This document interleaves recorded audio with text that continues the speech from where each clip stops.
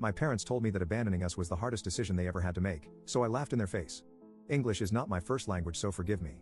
As a kid, my bio dad, Chris, was the troubled one in the family who had problems with school or work, and my bio mom, Linda, always had problems with addiction since she was 14. They were both chaotic for their families and caused several issues. When they met and started their relationship, both sides of the family tried to break them up. They even sent them to different countries, but they managed to steal $50K from their families, come together, and run away when they were 19. They got married in a third world country and had me and my twin brother when they were 21 years old. They thought we were deadweights, so they left us in the hospital and went to another country. Luckily, they had checked into the hospital with their passports, so the hospital reached out to the embassy. Then they found my grandparents, and they brought us back home. We have been raised by our uncle and aunt since, and we consider them our real sets of parents. My parents were charged with child abandonment, but after 10 years of being MIA, the charges were dropped, and our families also didn't try to look for them. 2 years ago, they showed up at my grandparents' house in a completely renovated look. It turns out they had finished their education, secured stable jobs in the country, started mental health treatments, and had been sober for 9 years. They had basically put themselves together. For the first 6 months, they only saw their parents in public places, and then they were accepted into their houses.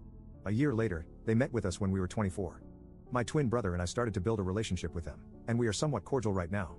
Last week, the topic of our abandonment was opened, and Linda said it was the hardest choice they had made. I started to laugh uncontrollably after that, and when they asked, I told them they had multiple chances to come back, but they didn't.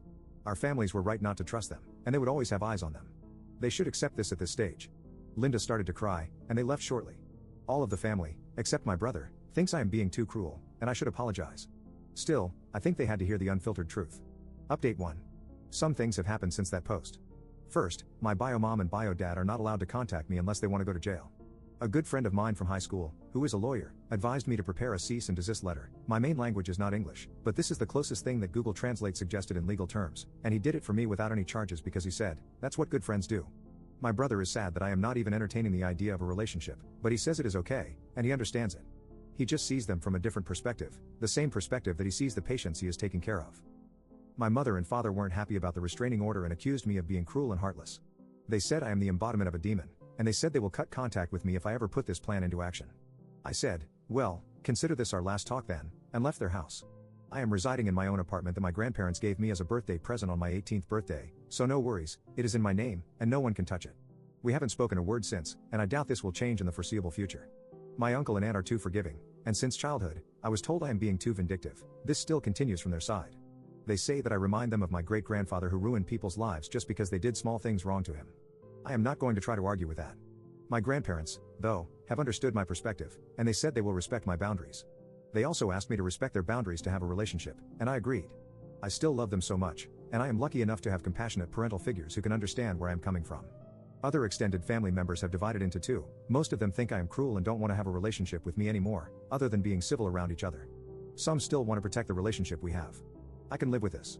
I am also back in therapy. Thanks to my brother, he arranged a session with the therapist and also an appointment with a psychiatrist in his hospital. So, I am currently back in therapy and have started using antidepressants. It doesn't solve all the problems, but it helps. As for me, my life continues as if my birth parents never showed up. I go to work and have some time to myself on the weekends. I spend time with my friends whenever I can find the time, and I visit my grandparents once every 2 weeks. They live next door to each other. My brother is my next door neighbor, so we eat most of the dinners together when he is not on night shifts. Thanks everyone.